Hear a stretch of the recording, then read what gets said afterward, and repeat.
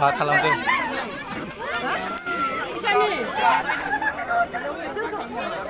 जाखांनोबो हागौ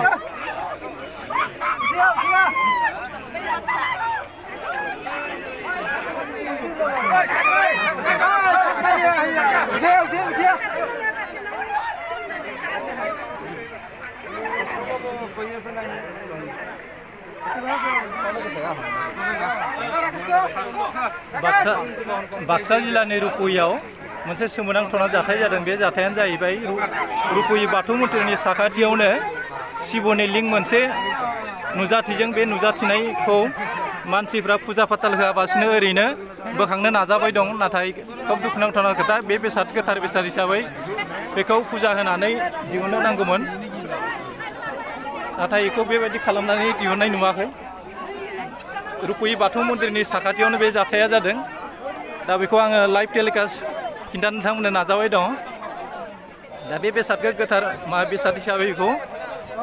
इसोरनि फुजा बावथाय मुवा होनानैसो दिहुननांगौमोन, नाथाय बेखौ जोंनि मानसिफ्रा दा बेखौ थोंजोङै दिहुननो नाजानायखौ जों नुबाय थादों। दा बे सावगारिखौ आङो ভাল বেয়া সবে লারা লাগে পবিত্র বস্তু যা কয় ভগবান না আমার আত্মা তো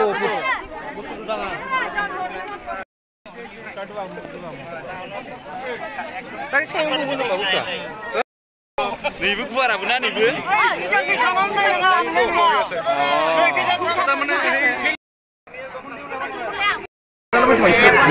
sini unang dong. Tunggu tiba-tiba di sana. Emang koplo bisa dulu masih.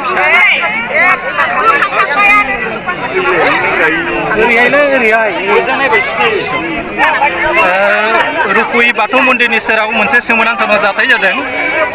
शिवलिंग थामहिनबा गुफुर मार्बलनि बानायनाय शिवलिंग रुपुइ दैमायाव गोबां रायजो राजाफ्रा दिहुननो नाजाबाय थादोंमोन, नाथाय आनान गसाइनि बेसाद हिसाबै जानो हागौ बियो गोथारखाय मानसिफोर बोखांनो नाजासेयावबो बेखौ बोखांनो हानाय जायाखै। नाथाय बे ओनसोलाव गोबां दल संगठनफोर दङ, ज' जानानै बेखौ सावरायनानै जुदि बेखौ दिहुननो नाजायोब्ला मोनसे समाव जोंनि रुपुइ ओनसोलनि थामहिनबा बाक्सा जिल्लाजों लोगोसे दुलाराय बिटिआरनि मोनसे सम्पति जागोन होननानै जों सानो। रायजो राजाफ्रा बिनि सायाव फुजा फाथाल होनानै फोथायलायनानै मोजाङै सानलायनानै नायखांलायनानै बेफोरखौ मोजाङै फुजा होनानै बोखांनाय खोथा दं। गोबां समाज सिबिफ्रा बेवहाय नुजाफैदों, नाथाय दासिमबो बेनि सायाव थार फोरमानखौ मोनाखै। गुफुर मार्बलनि अन्थाइ बेखौ नुनो मोन्दों। रायजो राजाफ्रा लैहोर लैहोर नुदों। ओजोंहाय रुपुइ दालां दं आरो खोलाहा सालबारि दङ। बेनि गेजेराव मोनसे जादों, नाथाय दासिमबो धोरोम आफादफोरनिफ्राय बेनि फारसे जेबो नोजोरथि होनाय नुवाखै। दा नैबे नुदों, दा बेखौ गुफुर मार्बलनि अन्थाइ नुनो मोन्दों। दा बे गुफुर मार्बलनि बे बुस्थुआ माबा सानजाथिंहाय शिवलिंगनि गाइखेर एबा दै लुनानै थांग्रा बेसादा सानजा आरो गेजेराव शिवनि लिंग जायखौ आथोन होनना बुङो बे नुदों। दा सावगारियाव बेखौ मोजाङै केमेराजों जों हमजोबनो हायाखै, नाथाय मेगनजों रोखा रोखा नुयो फुरा शिवनि लिंग आरो बे गुफुर मार्बलनि बानायनाय। दा बे नंगुबै जाथाय, बेनिखायनो दल संगठनफोरखौ मोजाङै नेसेसिटिभ एक्सन लानानै बेखौ बोखांनानै रुपुइ बाथौ मन्दिरनि सेरावनो बेखौ गायसननाय जादों। बेखौ जों बिदिनो लोगोसेयावनो आब' फंनैसो बुंनो नामा? आं दिन नुवाखैयानो। बेखौ गुफुर मार्बलनि थारमाने शिवनि दै ओंखारनाया गाइखेर थांग्राया सानजाहा, ओमफ्राय गेजेराव गोजौआ माबायाव आरो गेजेराव सानजाहा शिवनि माबा दै लुग्राया थादों, ओमफ्राय गेजेराव आथोना दं आरो शिवलिंगा। एक मार्बलनि आरो मार्बलनि बे मानसि बानायनाय बुस्थु नङा आरो मार्बल अन्थाइनि आरो गुफुर एखे क्लियार रोखा रोखा नुयो ओरै नायबा। आरो बेनिफ्राय दसे उनाव मासे जिबौआबो बेनिफ्राय बारनलांदों होननानै खोनानो मोन्दों जिबौआ बेनिफ्रायनो ओंखारदोंनो दा बेनिफ्रायबा बेखौ जोङो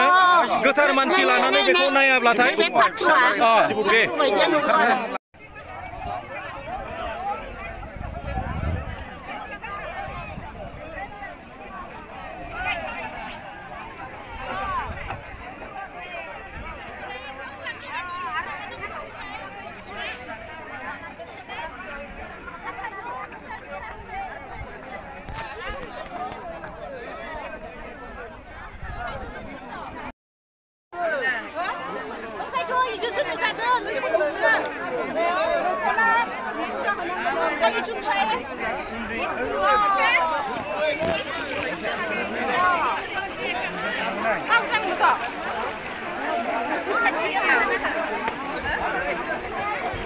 कटनि बा सिङाव हाबो ना मानसिखौ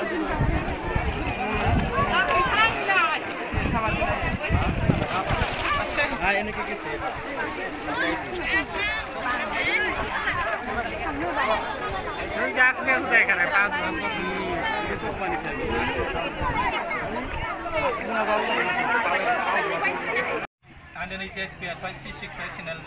मोनसे गोदान आपडेट होनो नागिरदों बे गोदान आपडेटानो जाहैबाय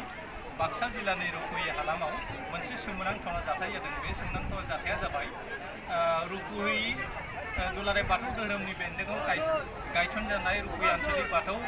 मन्दिरनि साखाथियावनो थामहिनबा रुपुहिनि खाम्फा दलंनि सानजाहा आरो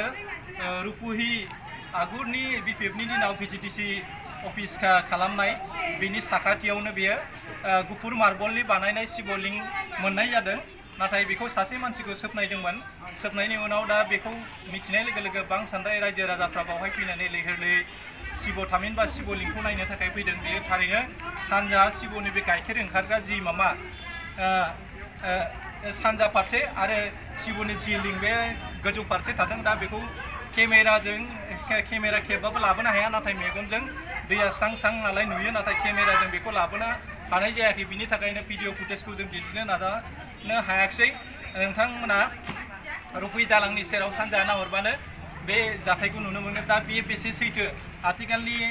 इनफरमेशन एन्ड टेक्न'लजिनि जुगाव इसोरनि फारसे फोथायनाया रायजो राजानि फारसे माबायदि आरो बियो थारैनो सोरबा बानायनानै दोनफैनाय ना मा आरो बेखौ बोखांनाय रोजा मानसिफ्रा गोबां लैहोर लैहोर मानसिफ्रा नायफैदोंमोन आरो बेखौ बोखांनो नाजादोंमोन नाथाय हायाखै आरो मिथिनो मोननाय बादिब्ला बे शिवलिंगनि सेरनिफ्रायनो मानै जिबौआ ओंखारनानै थांदों होननानै बुंदों दा बेखौ हाजासे मानसिफ्रा बोखांनो नाजाबाय दङ नाथाय आथिखालाव मोनबो धोरोम आफादनि सुबुंफ्रा बेनि फारसे नेसेसिटिभ एक्सन लानायखौ जों नुनो मोनाखै आरो बेखौ माबोरै गोथार भाबै जुदि इसोरनि नंमारगौब्ला बेखौ माबोरै बोखांनो हानाय जागोन बेखौ दासिमबो मोनबो दल संगठना बिनि सायाव इनिसिएटिभ खालामना सावरायना लानो हायाखै नाथाय बेखौ जुदि इसोरनि बे महिमा मारमोनब्ला बेखौ रायजो राजाफ्रा जथाय जानानै बेखौ थाबैनो बोखांनानै बेनि सायाव रिसार्च खालामनायनि गोनांथि दं होननानै आं सान्दों दा आङो भिडिअ फुटेजनि गेजेरजों रायजो राजाफोर लैहोर लैहोर नायफैनायखौ दिन्थिनाय जाबाय नोंथांमोना भिडिअ फुटेजनि गेजेरजों गासै सावगारिखौ नुनो मोनगोन दा रुपुहि दैमानि सानजाहा दालांनि सानजाहा नुहुरबा नुयो आरो बे गुफुर मार्बलनि मोनसे अन्थाइ होननानै मानसिफ्रा बुंदों आरो आंबो बेखौ दैमायाव थांनानै माजों खालि दाङाखैल' नाथाय बे बेसेबां सैथो बिनि सायाव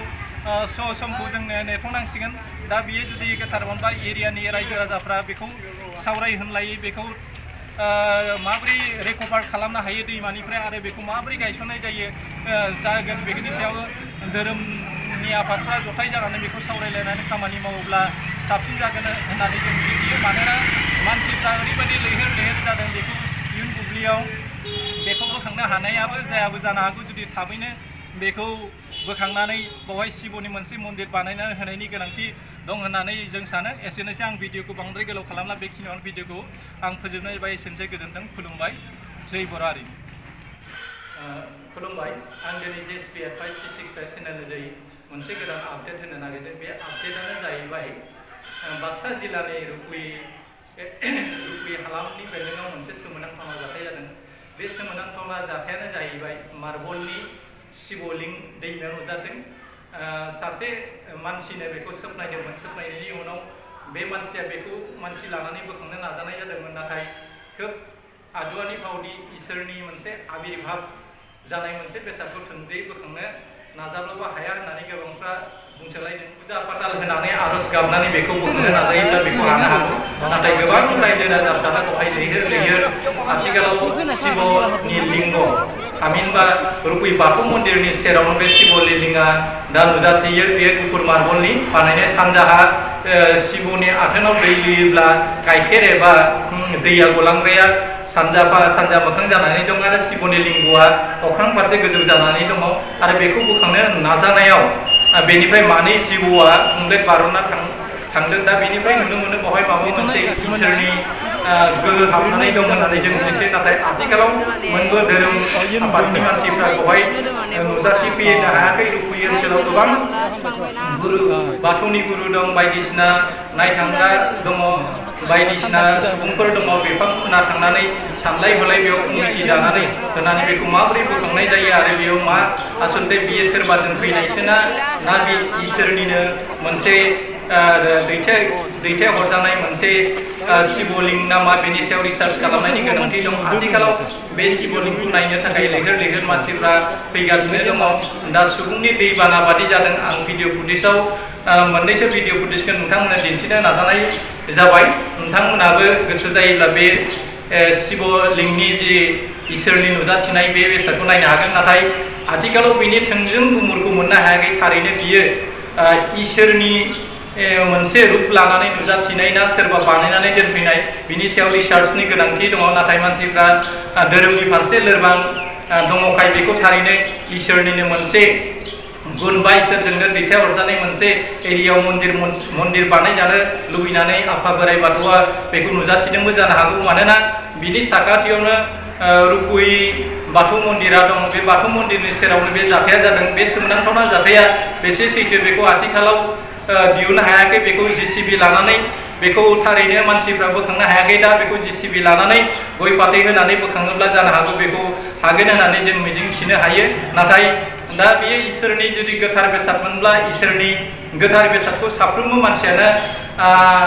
दुगैया लोबाबासिनो बेखौ माबोरै दांनो हाखो आरो बे इसोरनिनो मोनसे बेसादमोनब्ला मानसिफोरखौ मानो नारगारदिया बियो मोनसे सोमोनांथावना मोनसे कुइसन जानानै दङ दा थारैनो बेखौ गोथार मानसिफ्रासो बे इसोरनि साखाथियाव थांनानै बेखौ बोखांनो बा बे बेसादखौ दांनो हानांगौ नाथाय साफ्रोमबो मानसियानो दुगैया लोबा मानसिफ्रानो थांनानै बेखौ दांदों आरो बोखांनो नाजानायखौ जों नुनो मोनदों दा बे जाथाया बेसे सैथो बेखौ जोङो साननैसो उनावसो बिनि गोदान आपडेटखौ मोननो मोनगोन दा भिडिअखौ आङो बांद्राय गोलाव खालामनो सानला सानै हयै बेनि सायाव ओनसोलनि रायजो राजाफ्रा मोनसे राहा लायोब्ला बिनि थार गुमुरखौ मोननो हागोन होननानै आं मिजिंथियो दा जायफ्रा आंनि चेनेलाव गोदान बिथांमोनखौ आंनि साबस्क्राइब खालामना लानो थाखाय खावलायनाय थाबाय लोगोसेयावनो अल नटिफिकेसनखौ दाबायना ला जाहाथे आंनि गोदान भिडिअफ्रा नोंथांमोननि साखाथियाव सहैनो हायो जोबथा बुब्लियाव नोंथांमोननिसिम आंनि गोजौ बिखानि गाहाम हामलायनायखौ दैथायहरनानै दिनैनि आपडेटखौ आं बेखिनियावनो फोजोबनो नाजानाय जाबाय एसेनोसै गोजोन्थों खुलुमबाय जय बर' हारि।